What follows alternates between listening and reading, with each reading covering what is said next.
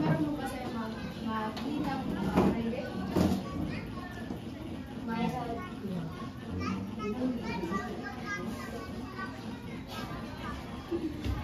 Food leader.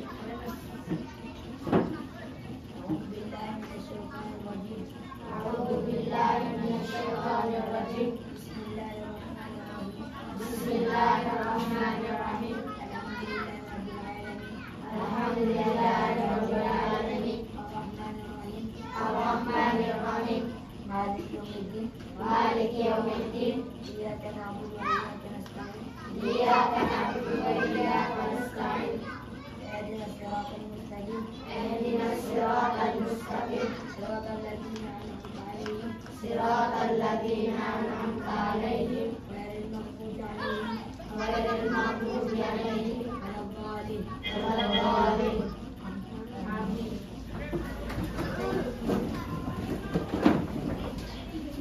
So, bago tayo magsimula, huwag muna kayo mag-gusto kasi mag-exercise naman. Gayahin mo lang.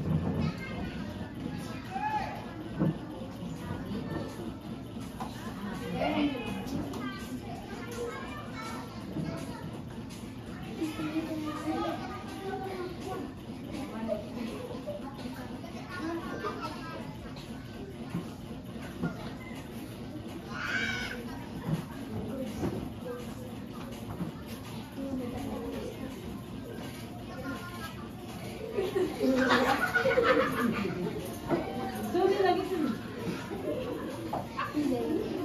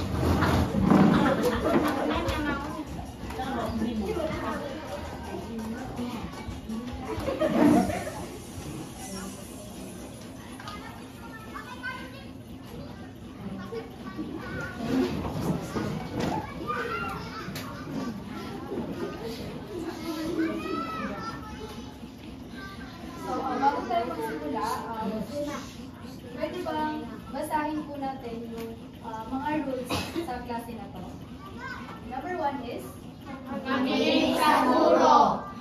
Huwag maingay. Umupo ng maayos. Itaas ang kanang kamay kung may sasagot o katanungan. Thank you. So, balik-aral muna tayo. So, maaari ba kayong magbigay ng example kung paano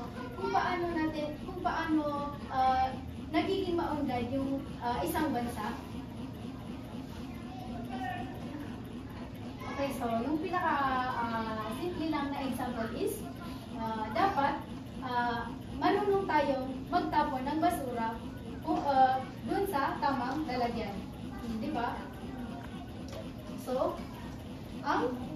topic natin ngayon ay introduce ko muna yung layunin. So, before ang student ay inaasahan na matutunan at layunin na ito. So, natatalakay ang konsepto ng bansa. Ang pangalawa is naiisa-isa ang mga elemento ng pagkabansa at ang pangatlo ay nakakapagbigay halimbawa ng mga katangian ng isang bansa. So, ang topic natin ay mga elemento ng pagkabansa. So, ibig sabihin yan is kung paano natin matukoy yung isang bansa. So, narito ang number 1. Ang una dyan is ang teritoryo. Ang teritoryo ay ang sakop na lugar ng isang estado. Ito ay hindi lamang lupain, kasama rin dito ang katubigan. Kasama rin dito ang una is katubigan. Ibig sabihin, ito yung mga anong dagat. For example, is yung mga dagat, ilog. And then, ito naman is ilalim ng dagat. Yung papawid, yung airspace, kalawakan sa itaas, at ang kalupaan. So, mahalaga ang teritoryo dahil dito nagtatayo ng pamahalaan, dito nakatira ang mga mamamayan, at dito din nagaganap ang mga batas at ang kapangyarihan ng isang bansa. So, para mas madali siya, mag-base tayo dito sa example na dito. So, ano yung mapa na to? Philippines. So, masasabi ko natin na itong Philippines is isa siyang teritoryo? Oo, kasi lahat ng katangian ng teritoryo ay nasa Pilipinas. So, hindi masusukat ng isang bansa ang laki. Like for example, merong mga malalaking bansa, like for example yung Russia, yung China, tapos may mga maliliit din, yung Taiwan, yung Singapore. Lahat yon kahit magkakaiba-iba sila ng laki, lahat yon ay pantay-pantay sila na may karapatan sila sa international na batas. So, naintindihan nyo ba? Okay, so next is yung mamamayan. Ang mamamayan ay ito ang populasyon o mga taong bumubuo sa bansa. Ibig sabihin, sino pong mga mamamayan? Diba? Tayo. Tama.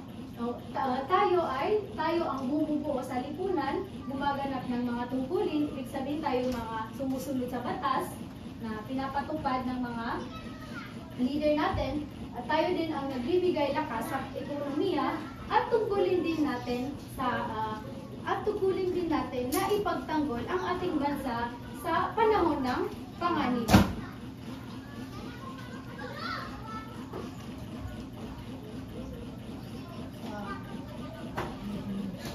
So ang isang bansa ay nagiging maunlad kung ang mamamayan ay produktibo or productive. Like for example, alam natin yung mga responsibility natin as a individual. Like for example, kayo, student, kayo is responsibility nyo ngayon is mag-aral ng mabuti. Diba? Yung na-mention din natin dun sa entry natin na responsibilidad natin lahat na huwag tayong magtapon ng basura kung saan-saan. So yun. At dapat tayo din ay nagkakaisa at sinusuportahan at sumusuporta tayo sa pamahalaan. Naintindihan ba? So, ang pangatlo ay ang pamahalaan. Ang pamahalaan ang namamahala at nagpapatakbo ng bansa. So, meron itong mga uri, merong iba't ibang uri ng pamahalaan sa buong mundo. Monarchy, ito ang monarkiya, demokrasya, presidential, parlamentaryo, federal o unitarya. So, sa madaling salita, ang pamahalaan ay sila yung may kapangyarihan na magbigay ng pangangailangan ng mamamayan. Sila din yung nagpapanatili ng pag-unlad ng ating bansa. So, Naiintindihan ba? So, ang pang-apat ay ang soberanya. Ang ibig sabihin nito ay ganap na kalayaan ng isang bansa. So, may dalawa itong uri, panloob na soberanya at panlabas na soberanya. So, ang panloob na soberanya ay ito yung responsibilidad o yung natatangi sa ating bansa. Like, yung pangangalaga ng sarili nating kalayaan o ang sarili nating bansa. Like for example, pagpapanatili ng kapayapaan or pagpapahalaga sa mga likas na yaman. So yun. At ang panlabas na soberanya naman ay yan yung tumutukoy yan sa tumutukoy yan sa kalayaan ng isang bansa na makipag-ugnayan sa ibang bansa. Yung relasyon ng isang bansa sa isang bansa. Naintindihan po ba? So, merong sumisimbolo sa or nagpapresenta sa ating bansa ang Philippine flag at ang Philippine money. So, masasabi ba natin na ang Pilipinas ay isang bansa? Yes. Bakit?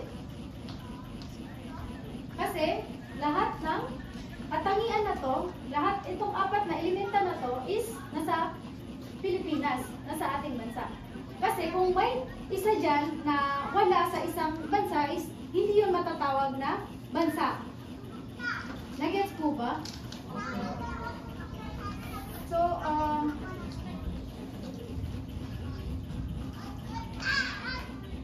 meron lang ako activity sa inyo na. Madali lang po.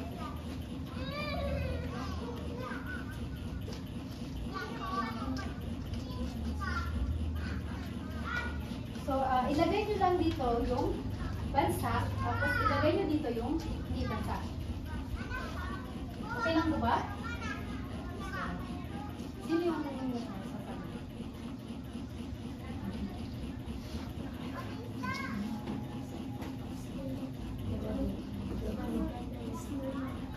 Mayroong 10 punto. Idikit nyo lang dyan. Kahit wala namang ano.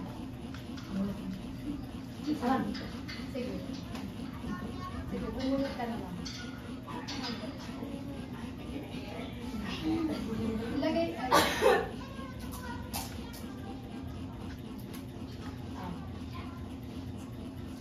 ano po yan?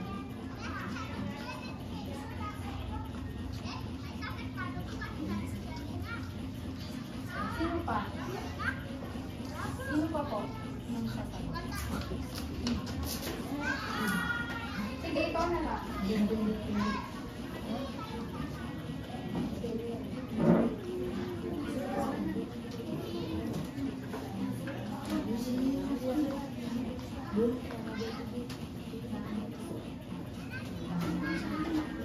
Kuha kayo dito.